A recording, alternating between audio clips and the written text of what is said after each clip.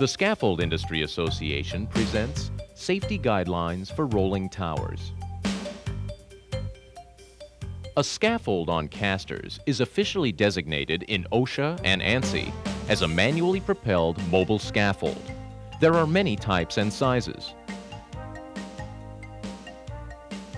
This scene shows a 5-foot wide standard scaffold tower, built from conventional sectional steel scaffold components.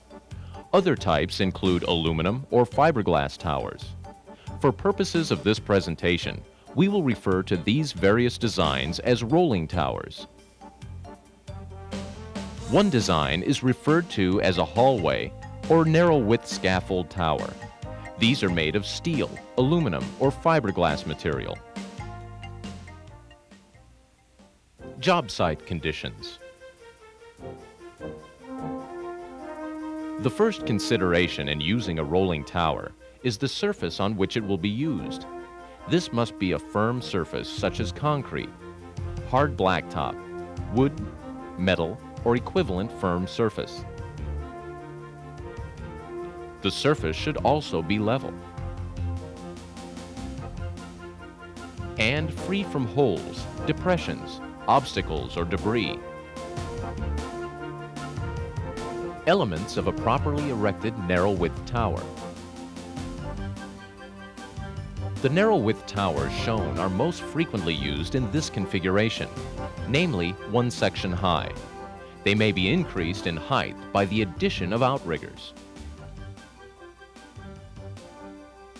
This scene shows an extended height hallway scaffold with outriggers.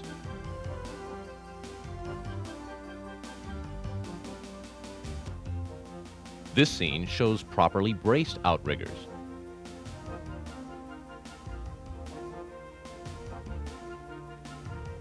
The casters used on narrow-width scaffolds are usually attached to the frame legs. Be certain they are secure. Also, casters must have operative brakes to prevent rolling. To support the tower frames, truss members are attached between them. These systems vary from one manufacturer to another. Be certain that the manufacturer's instructions are followed and that all connections are made secure. In the narrower width tower, a plywood platform is placed within the parallel trusses to form a deck. Always examine the plywood for damage, excessive wear, or warping before use. If the plywood deck needs replacing, do not cut a new one from a sheet of plywood. The platform provided by the manufacturer is of a particular grade and thickness, cut to a precise dimension. Another element of a narrow-width rolling tower is the guardrail system. The height at which a guardrail system is required will depend on the governing safety codes, so check your local safety standards. Before continuing with our presentation, a word of caution. If any scaffold parts are damaged or badly worn, do not use them. Elements of a properly erected sectional steel rolling tower. Unlike the narrow-width tower, these rolling towers are constructed from standard sectional scaffold components. The frames are braced with standard cross-bracing and secured vertically by the use of pigtail pins, toggle bolts, nuts and bolts, or equivalent devices. This diagram shows the typical components of a sectional steel rolling tower.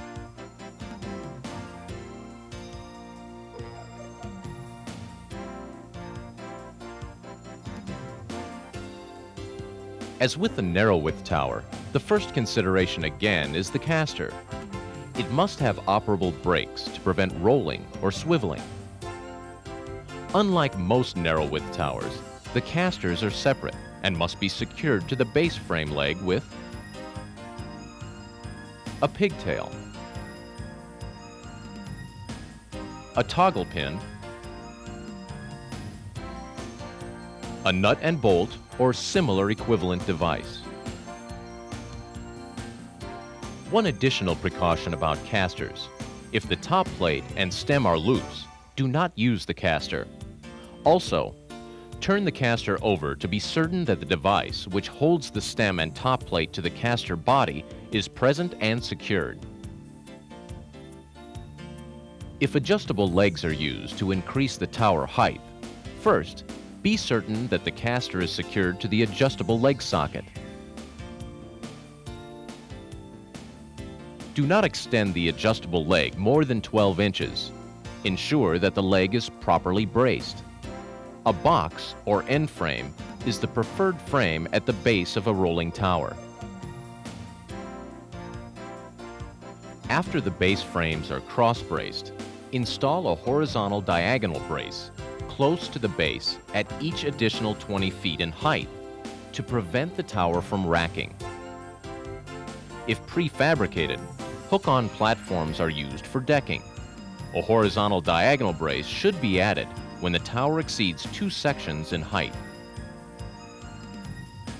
The work platform of rolling towers should be fully decked. A 5-foot wide scaffold requires 6 2-inch by 10-inch scaffold grade planks, which should be properly cleated to prevent movement. If you are using prefabricated hook-on planks, 3 are required. The prefabricated platform, as previously discussed, has a hook which prevents its horizontal movement.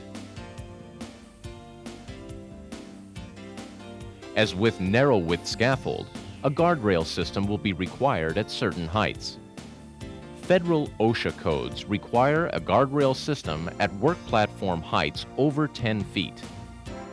Cal OSHA and some other codes require a guardrail system at 7.5 feet or lower, so consult the applicable code. Some scaffold frames used in rolling towers have a built-in access to the work platform. Frames with uniformly spaced intermediate members, not greater than 16.5 inches apart and at least 11.5 inches wide, are acceptable as access to the work platform.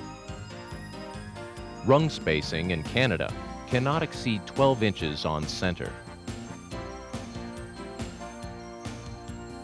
Scaffold manufacturers also make attachable access devices. These units, which are clamped to the frame leg, must be attached to the end of the tower structure and never to the side. Whenever 2-inch by 10-inch wood scaffold grade planks are used, they must be cleated in such a way that the overhang at the access ladder is minimized to prevent a climbing hazard. Another means of access to the work platforms is the internal access way.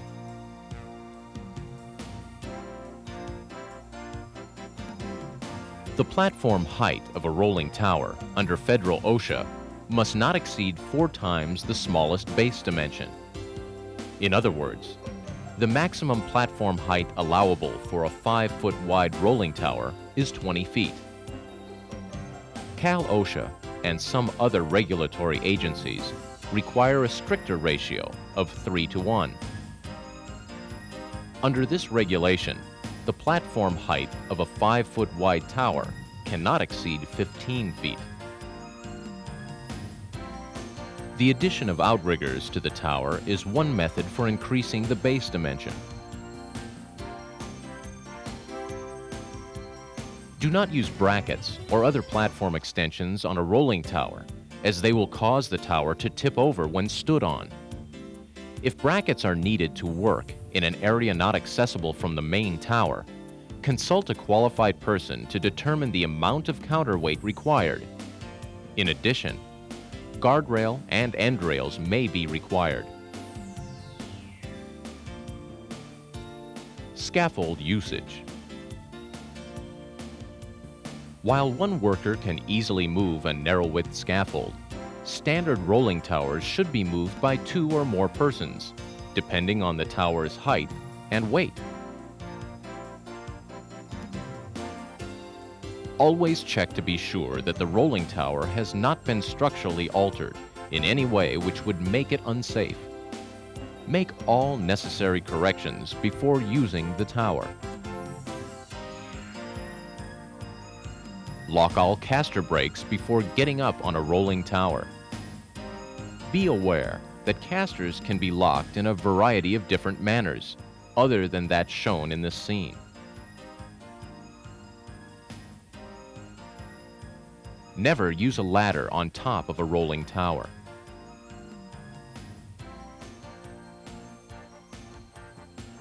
Or place a plank on top of a guardrail.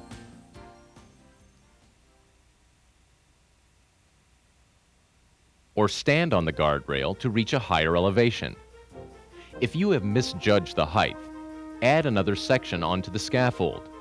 But be careful not to exceed the height to base ratio of either 4:1 as required by Fed OSHA or 3:1 as required by Cal OSHA or some other codes.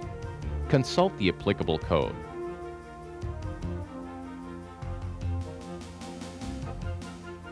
Tools and materials are frequently stored on rolling tower platforms. The tower should be equipped with 4-inch toe boards around the platforms. Riding a rolling tower is very hazardous. Attempting to pull the tower along from on top the platform is equally dangerous. The Scaffold Industry Association does not recommend nor encourage the practice of riding a rolling tower. While some safety codes allow a rolling tower to be moved while a worker is on the platform, there are very strict requirements regarding site conditions, tower design, and other restrictions. Always work within the guardrail system, keeping your body weight on the platform. Never reach out more than your normal arm extension. When moving a rolling tower, watch out for overhead obstructions such as light fixtures, pipes, beams, trusses, and so forth. This is particularly important where the rolling tower may come in contact with power lines or where objects in the worker's hand may become energized. These basic safety guidelines set forth some common sense procedures for safely erecting and using rolling towers. Additional information on rolling towers is available from manufacturers, ANSI, OSHA, and other sources. Read them before using a rolling tower. These safety guidelines do not purport to be all-inclusive, nor to supplant or replace other additional safety and precautionary measures. They are neither intended to conflict with, nor to supersede the requirements of law or governmental regulations, codes, and ordinances. Reference to such provisions should be made by the user. Since equipment and scaffold systems differ, reference must always be made to the instructions and procedures of the supplier and/or manufacturer of the equipment.